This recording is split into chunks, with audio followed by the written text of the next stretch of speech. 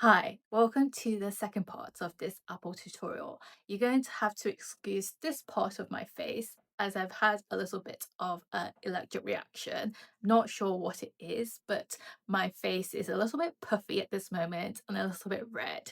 So please excuse this, but I really wanted to record an introduction to the tutorial because I know sometimes it can be a little bit complex, so I've split it into two parts. The first part is all about color blocking. So blocking out your highlights, your midtones, and also your shadows. And in this part, you don't want to be too perfect and too into the detail. You're really creating that structure in color form and getting used to adding in the color itself and creating colors. So there are accompanying worksheets alongside all of this, and the sections are split off into mini sections that you can follow along, and you can also fast forward to certain parts of it so that it doesn't get too long. So I hope you enjoy it. For the colors, we are using titanium white, ultramarine blue, processed yellow, raw sienna, and burnt umber. You will also need 3 flat brushes. Start with a medium green, not too light and not too dark. This establishes your middle ground, your anchor point. Once this midtone is down, you can judge how dark your shadows should go and how light your highlights need to be. It creates the range of greens you'll work within. This middle value acts as a reference point against which everything else is measured against. Your shadow should be darker than this, and your light should be lighter, so you can build up the subtle relationships between the color tones. When you're mixing colors and loading the paintbrush, make sure you don't overload with too much paint. You can brush off excess paint on your mixing palette before applying it. This gives you much more better control and prevents that nasty thick gloppy application. Want to keep your brushstrokes light and sweeping, moving in half circular or curved motion that follows the rounded form of the apple. This is crucial. You're building up layers gradually rather than slapping on thick paint all at once. Heavy paint applied too early creates problems. It becomes muddy when you try to adjust it. It takes forever to dry, and it loses the sense of light passing through the layers. By keeping your touch light and your layers thin, you maintain control and flexibility. You can always adjust the values, shift colors, and refine edges later on without fighting against thick, unworkable surface. Darken your green by adding a tiny amount of ultramarine blue to the mix. This is one of my favorite techniques for creating realistic shades in leaves, trees, and grass. Many beginners reach out for black when they want to darken a color, but black tends to make greens look dull and lifeless, almost grey or muddy. Ultramarine blue, on the other hand, darkens your green while keeping it vibrant and fresh. It also cools the green slightly, which is exactly what happens in nature when areas are in the shade.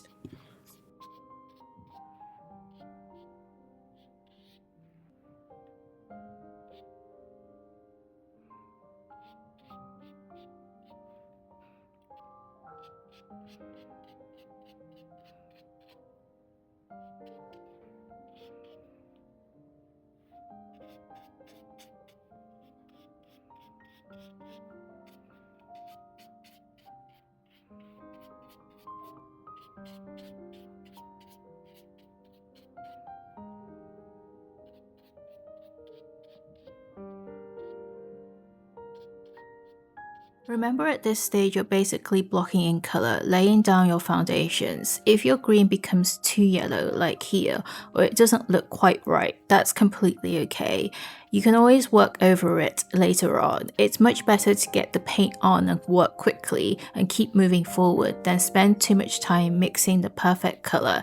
Painting is a process of building up layers and making adjustments as you go along.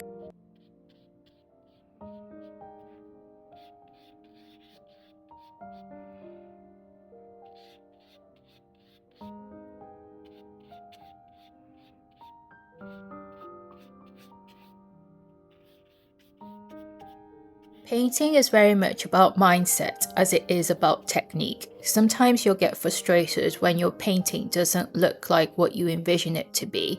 This happens to every artist, even professionals. The key is to keep going. Step away for a bit if you need to, but come back to it. Often, what feels like a disaster in the moment becomes something beautiful as you continue working on it. Be patient with yourself, trust the process, and don't give up on your painting too early. The most important thing is to keep painting and experimenting. Take your time and enjoy the process.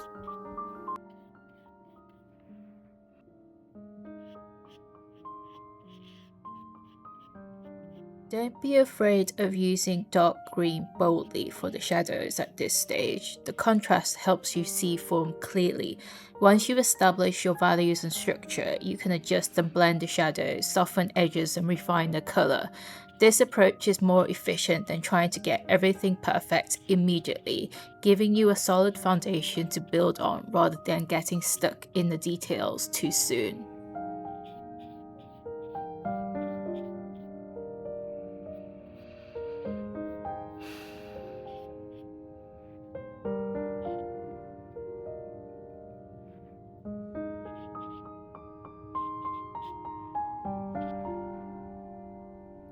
Take a medium flat brush to fill in any gaps or bare spots on your painting. Again, don't worry about making it perfect or blending everything smoothly at this point.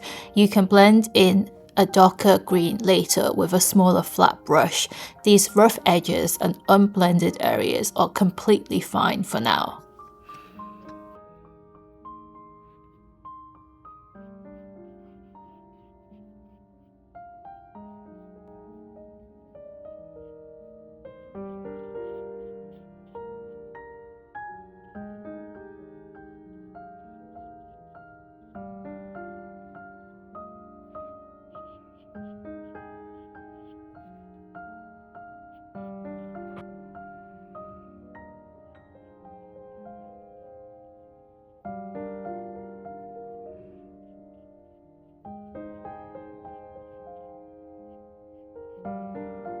Once you've filled in the base colors, take a smaller flat brush with your darker green.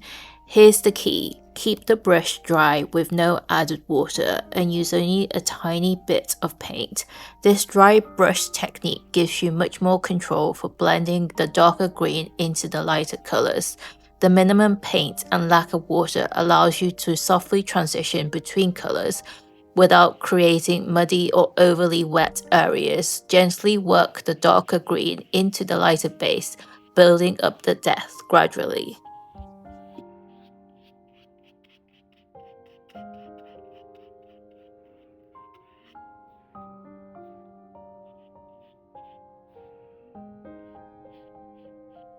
Another technique I like to use is where you don't need to mix a solid color on your paint palette.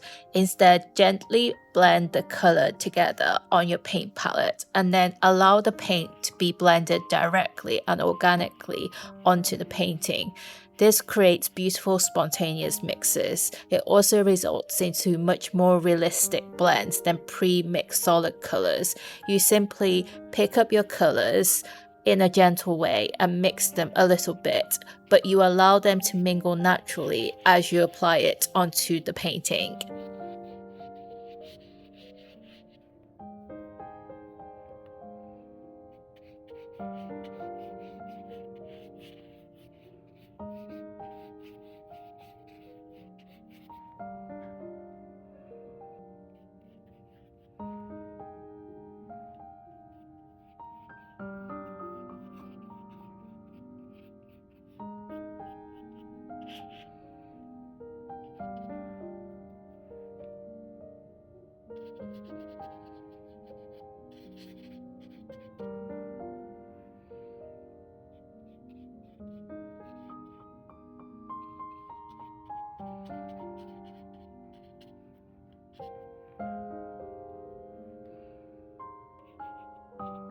Lastly, Add in bright highlights where the light hits the apple. Mix titanium white with the green we created earlier to get a soft white-green tone. Use a smaller brush, paint in these color blocks on the areas that catch the light the most. I like to expand these areas and blend a medium green on top later so the light green shines through. This gives your apple that realistic glossy 3D dimension look and really makes it pop off.